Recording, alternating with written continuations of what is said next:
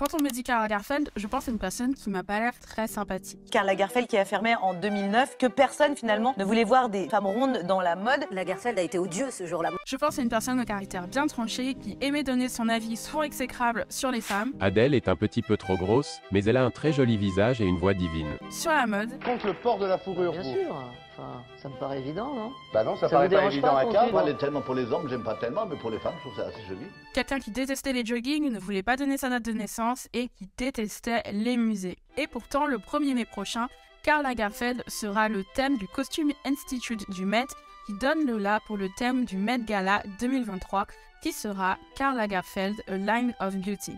C'est un directeur artistique qui a redressé la maison Chanel et 4 ans après sa mort, il marque encore les temps forts de la mode. Et pourtant, derrière son look signature noir et blanc, ses lunettes et sa queue de cheval, Karl Lagerfeld reste encore un personnage assez mystérieux. Alors au-delà de l'idée que je me faisais de lui, je me suis posé la question, qui était Karl Lagerfeld? Et vous allez voir que ça a été très difficile de recouper les infos parce que toute sa vie, il a essayé de brouiller les pistes sur son histoire.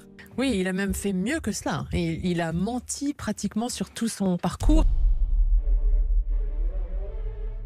Karl Lagerfeld est né le 10 septembre 1933 à Hambourg. Alors, est-ce que c'est la vraie date? On ne le sait pas parce qu'il ne voulait pas donner sa date de naissance. En tout cas, ce qui est sûr, c'est qu'il est né dans l'Allemagne nazie dans une famille plutôt aisée. Son père, Otto Lagerfeld, est un industriel du lait concentré et sa mère est une femme très dure mais élégante à la fois. Alors, elle avait les cheveux blancs, une qualité très bien, comme ça, coupés assez courts et toujours les boucles d'oreilles avec une perle longue comme ça. Karl Lagerfeld raconte qu'elle pouvait être très dure avec lui. Par exemple, elle lui disait « Parle vite parce que j'ai pas envie d'entendre trop longtemps les bêtises que tu racontes. » Quand j'étais enfant, j'étais très bavard et ma mère me disait, écoute, parle plus vite pour les bêtises que tu dis, on ne peut pas prendre plus de temps. Et c'est comme ça que j'ai appris à parler très vite parce qu'il fallait que je finisse mon histoire avant qu'elle gagne la porte.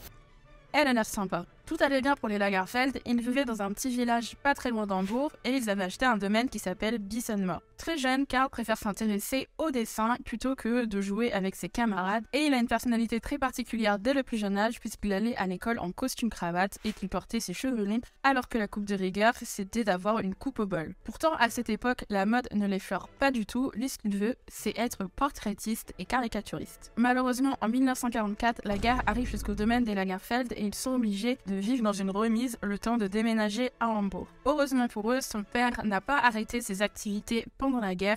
Comme il y avait une pénurie de fer pour faire les boîtes de lait concentré, il s'est reconverti dans le lait en poudre. Et quand la guerre sera terminée, les affaires de Otto Lagerfeld vont reprendre de plus belle et vont mettre les Lagerfeld à l'abri financièrement pendant plusieurs années. Je vous l'ai dit, Elisabeth Lagerfeld était une femme très dure et élégante et elle aimait aussi la mode. Il se trouve qu'un jour, elle emmène son fils Karl à un défilé du fameux Christian Dior. Christian Dior, à l'époque, c'est le créateur du New Look. Carmel Snow, la rédactrice en chef du Harper's Bazaar, dira que ce look est emblématique de l'année 1947. Et alors qu'il est adolescent, Karl Lagerfeld assiste à ce défilé à Hambourg, et là, ça va être la révélation pour lui. Il veut faire de la mode. Il commence à dessiner des vêtements, puisqu'il a un don dans le dessin, et il va aussi décider de déménager à Paris à ses 17 ans. Pour Karl, parler français, ce n'est pas un problème, puisqu'il a étudié très tôt la littérature française, et d'ailleurs, il est polyglotte. Il parle allemand, bien sûr, parce qu'il est allemand. Il parle français, un peu d'italien et bien sûr anglais. Et il faut savoir qu'à l'époque, Paris, c'est un peu the place to be si vous vouliez percer dans la mode. Tous les couturiers de l'Europe entière viennent s'installer pour créer leur maison de couture. Et un jour qu'il se balade dans les rues de Paris, Karl Lagerfeld tombe sur une affiche du secrétariat international de la laine. Ils organisent un concours et lui, il décide d'envoyer un de ses croquis pour un manteau. Et le voilà en train de remporter le prix pour ce manteau. Et à ses côtés, il y a également un couturier qui remporte le prix pour une robe de cocktail qui s'appelle Yves Saint-Laurent. Elle ne peut pas se douter qu'à cette époque-là, c'est deux figures de la mode qui sont côte à côte. Les deux vont devenir amis, mais bientôt aussi rivaux. Tu étais jaloux de Saint-Laurent quand il était star 20 ans avant toi, par exemple? C'est un sentiment que j'ignore et je n'ai fait rien par rapport aux autres. Je n'ai fait les choses que par rapport à moi. Mais ça, on en reparlera plus tard.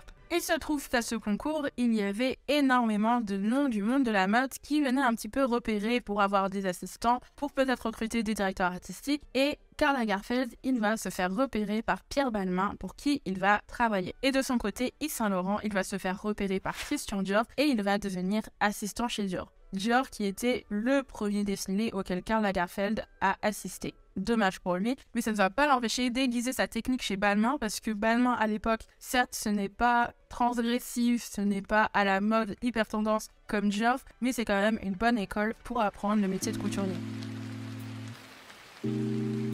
Entre-temps, il va être engagé par Jean Patou pour la maison Patou. Ce nom me fait rire. Est-ce que vous savez qu'un Patou, c'est aussi une race de chien?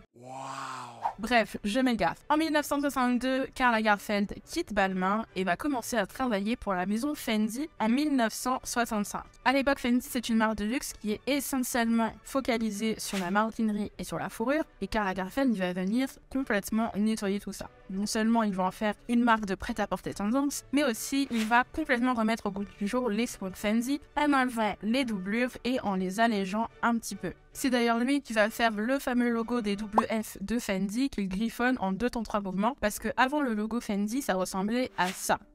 Il était un peu temps de le changer quand même. Et le WF, ça veut dire Fur and Fun, donc la fourrure et de l'amusement. Et c'est d'ailleurs ce sigle-là qu'on retrouve aussi sur les fameux sacs baguettes qui n'ont pas été inventés par Karl Lagerfeld, mais par Silvia Venturini Fendi, qui était l'une des filles Fendi, et qui va devenir un hit bag comme pas possible, qu'on retrouvera d'ailleurs aussi dans Sex and the City. What? Your bag.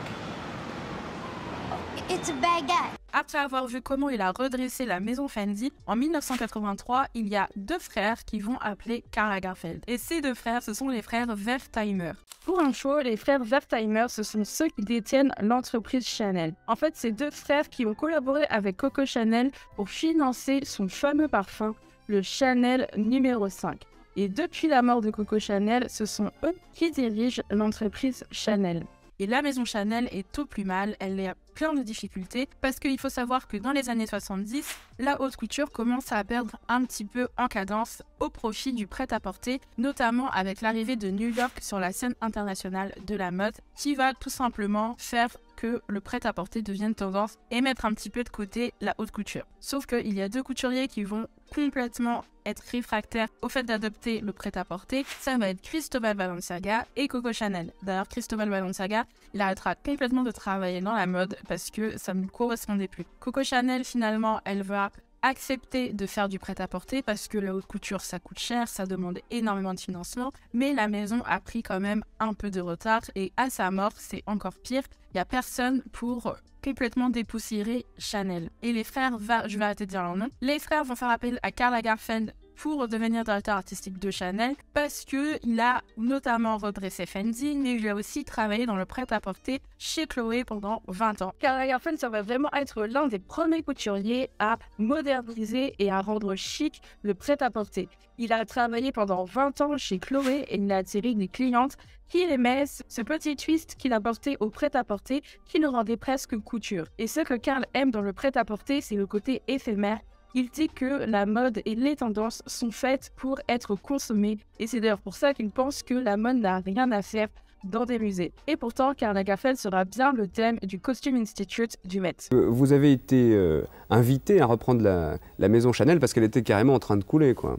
Non, elle n'était pas en train de couler, elle s'endormait parce que vous avez une maison, une affaire de mode, un nom, ça a besoin d'être asticoté, d'être maintenu dans l'actualité, d'être animé par quelqu'un. Vous savez, uniquement le respect et le côté c'est comme ça, et de vivre sur des gloires passées, ça ne paye pas ça, ces choses-là. Ça c'est impossible, c'est sinistre, ça devient forcément sinistre. Le respect dans la mode, ça ne paye pas. Et à l'époque, tout le monde dit à Karl de ne surtout pas aller chez Chanel parce que c'est daté et qu'il fonce droit dans le mur. Malgré les réticences de son entourage, Karl Lagerfeld, il va accepter le deal à une condition, faire ce qu'il veut. Et c'est ce qu'il va faire. Il aura une réelle ambition pour Chanel, à commencer par ses défilés qui deviennent de véritables événements. Je pense qu'on a tous en tête au moins un défilé de Karl Lagerfeld où il recrée une atmosphère particulière. Il y avait par exemple cette recréation du Trocadéro avec cette énorme tour Eiffel en plein milieu, mais aussi le supermarché Chanel où tout était plus vrai que nature, où vous pouviez toucher carrément les produits. Bref, il est quand même très créatif. Il aura plusieurs muses qui vont l'inspirer. Il y aura Inès de la Fressange qui pour lui est la femme Chanel par excellence. présence la femme Chanel moderne et complètement sûre d'elle. Il y a aussi Baptiste Javiconi avec qui il est très proche, Claudia Schiffer de qui il est proche aussi parce qu'ils ont des origines allemandes et c'est d'ailleurs l'une des seules avec laquelle il peut parler en allemand. Dans ses défilés, il va reprendre tous les codes Chanel et les remettre au goût du jour. D'ailleurs, Coco Chanel aurait détesté les créations de Karl Lagerfeld parce que Chanel, elle n'aimait pas du tout l'exagération. C'est d'ailleurs pour ça qu'elle détestait Christian Dior. Elle était plus dans la sobriété et dans le pratique.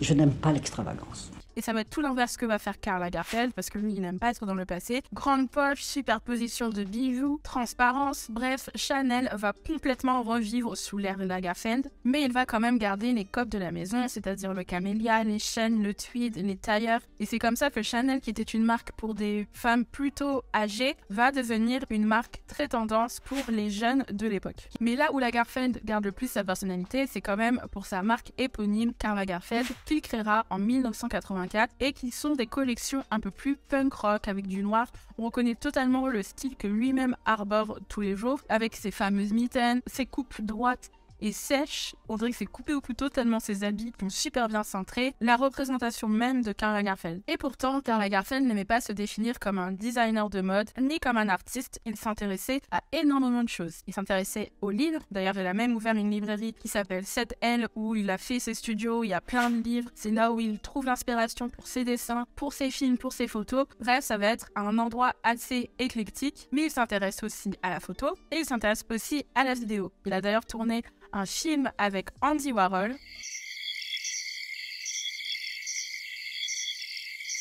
Oui, moi aussi j'étais gênée quand j'ai vu cette vidéo. Je voulais pas être la seule. Et il a également fait un film qui retrace la vie de Coco Chanel. Petite anecdote, Karl Lagerfeld, il va jouer dans le film Les Totally Spies. Il va y jouer un méchant qui s'appelle Fabou. Et quand vous allez voir l'histoire de Fabou, il y a quelques ressemblances avec l'enfance de Karl Lagerfeld. Pour tout vous dire, je n'ai pas eu une enfance heureuse. Mon apparence m'a valu que des moqueries. Alors, je me suis créé ce look parfait, dans l'espoir de devenir un célèbre top modèle. Bon, c'est bien beau tout ça, on a parlé de mode, on a parlé de l'histoire de Karl, de sa famille, etc. Mais là, on va parler d'amour et de rivalité. Mais avant ça, n'hésite pas à t'abonner à ma chaîne. Je m'appelle Shanice, je te raconte plein d'histoires de la mode, d'actu mode, de pop culture. Bref, c'est la chaîne qu'il faut suivre si tu es passionné de mode ou si tu veux en découvrir plus sur la mode. Elle peut reprendre.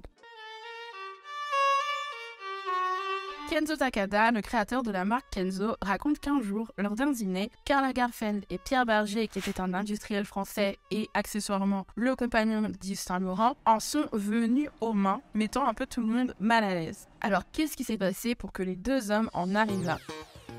On est dans les années 70, Karl a la quarantaine et sa mère vient emménager à Paris avec lui. Je disais qu'elle était très dure avec lui, mais il semble quand même être très proche d'elle. Elle le soutient dans sa carrière, elle le soutient dans toutes les avancées de sa vie et c'est à cette même période que sa vie va prendre un tout autre tournant. Il faut que je vous présente un personnage qui va être très important pour notre histoire. C'est Jacques de Bachères. Jacques de Bachères, c'est un dandy français, plus précisément issu de la bourgeoisie, qui va s'installer à Paris pour faire des études de droit à Assas, mais il ne va pas du tout aimer. Il va rester quelques mois pour finalement devenir steward chez Air France. Mais ce qu'aime Jacques de Bachères par-dessus tout, c'est faire la fête. On le retrouve dans plein de clubs de Paris, et c'est d'ailleurs dans un bar de Paris en particulier qu'il va rencontrer Karl Lagerfeld. Ils vont éperdument tomber amoureux l'un de l'autre. Karl, il aime l'élégance, la culture, le style dandy de ce jeune homme de 20 ans de moins que lui.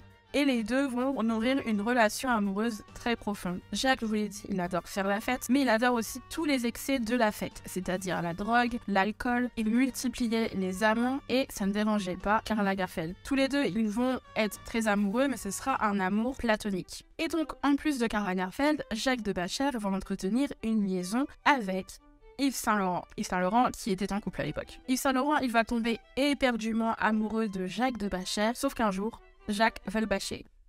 Faites comme si j'avais pas dit cette blague. Un jour, Jacques de Bachères va rompre brutalement avec Saint Laurent et ça va pas du tout plaire à un type en particulier qui est le compagnon d'Yves Saint Laurent, c'est Pierre Berger. Non seulement Pierre Berger, il n'acceptait pas du tout la relation entre Yves Saint Laurent et Jacques de Bachère parce qu'il était jaloux. Saint Laurent va se faire larguer par Jacques de Bachère et on dit qu'il était tellement triste qu'un jour il s'est carrément fait arrêter par la police parce qu'il hurlait sur le trottoir pour que Jacques le récupère. Et ça, Pierre Berger, ça va lui rester en travers de la gorge et il va accuser Karl Lagerfeld de vouloir ruiner Saint Laurent parce que Saint Laurent, à l'époque, il avait quitté Dior et il avait ouvert sa propre maison de couture, Yves Saint Laurent. Et évidemment, j'ai pas tous les tenants et les aboutissants de l'histoire parce que j'étais pas dans leur vie et j'étais même pas née. Selon ce que j'ai vu des interviews de Karl Lagerfeld, on dirait que Pierre Berger lui reprochait d'avoir mis sur le chemin d'Yves Saint Laurent Jacques de Bachère pour le séduire, pour ruiner la santé mentale d'Yves Saint Laurent et par la même occasion ruiner la maison Saint Laurent. Karl Lagerfeld dit que c'est n'importe quoi et Pierre Berger, ce n'était pas seulement le compagnon d'Yves Saint Laurent, c'est lui qui l'a aidé à créer sa maison de couture et qui l'a aidé aussi à s'émanciper de Dior. Christian Dior meurt en 1957 et dans la panique générale, on va nommer son assistant à la direction artistique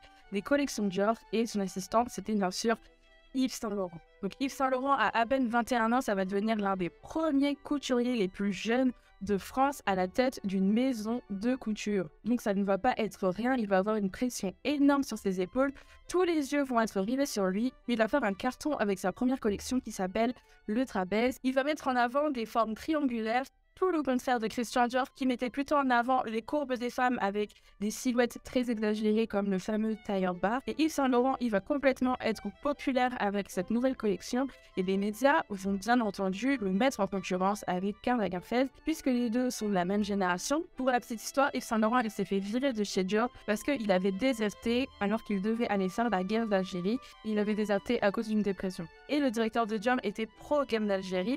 Donc il a décidé de se débarrasser d'Yves Saint Laurent. Finalement, c'est Pierre Berger qui va aider Yves Saint Laurent à créer sa maison de couture. Et là, Yves Saint Laurent et Karl Lagerfeld vont être mis en concurrence parce que tout le monde va se demander pourquoi Karl Lagerfeld n'ouvre pas sa propre maison de couture. À l'époque, Karl Lagerfeld, il vacille de maison en maison. En fait, c'est un freelance. Il va travailler aussi bien pour des marques de luxe, pour des marques de prêt-à-porter, pour des marques de chaussures, mais aussi pour de la déco. Et lui, il me dit qu'il aime beaucoup ce statut de freelance parce que ça l'éloigne de tout le côté business. De travailler d'une certaine façon, de travailler freelance, de travailler pour plusieurs affaires, pour plusieurs griffes, même si on a sa propre griffe comme moi aujourd'hui, ce qui ne m'empêche pas de faire Chanel et Fendi, tout ça. Et ça, c'est une chose très moderne qui n'existait pas avant. En tout cas, il va nourrir une animosité pendant des années envers Pierre Berger et envers Saint Laurent. D'ailleurs, à la mort d'Yves Saint Laurent, Karl Lagerfeld n'ira même pas à son enterrement. Malheureusement, à l'âge de 38 ans, Jacques de Bachère, le bourreau des cœurs, meurt du VIH et Karl Lagerfeld l'assistera jusqu'à ses derniers moments. Karl va être dévasté par la disparition de Jacques et ça va vraiment être l'un des drames de sa vie après la mort de sa mère. La mémoire de son amour va le hanter, si bien qu'il va carrément acheter une villa qu'il renommera la Villa Jaco. Il va faire des parfums en la mémoire de Jacques, il va s'enfermer dans le travail et il va commencer à manger énormément de pâtisseries, à boire coca sur coca et là, il ne se reconnaît plus. Dans les années 2000, Karl a un déclic. Il entame un régime drastique. Il vire les pâtisseries, il vire le coca, il embauche des cuisiniers qui vont lui faire des repas diététiques et surtout, il va perdre 40 kilos en un an. C'est énorme. Il dira qu'il a perdu du poids parce qu'il voulait rentrer dans les vestes super cintrées de Hedi Slimane pour Dior. Et c'est à ce moment-là qu'il commence à se construire l'image que tout le monde connaît de lui. Chemise blanche, veste parfaitement coupée, veston, petite cravate, lunettes de soleil, queue de cheval basse et un peu de poudre blanche pour ses cheveux. Il coupait même le bout de ses gants parce qu'il disait que ça lui rallongeait les bras. Et voilà, le look signature de Karl Lagerfeld était créé. On le retrouve complètement métamorphosé avec ce look signature et ce style va le suivre pendant des décennies en faisant sa marque de fabrique.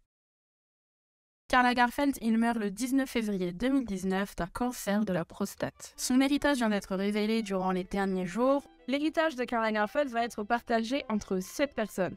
Enfin, si on peut parler de personnes, parce que dans le lot, il y a sa chape Choupette qui lui a été offerte par Baptiste Jabiconi. Son chat a des gouvernantes qui s'occupent aux petits soins d'elle.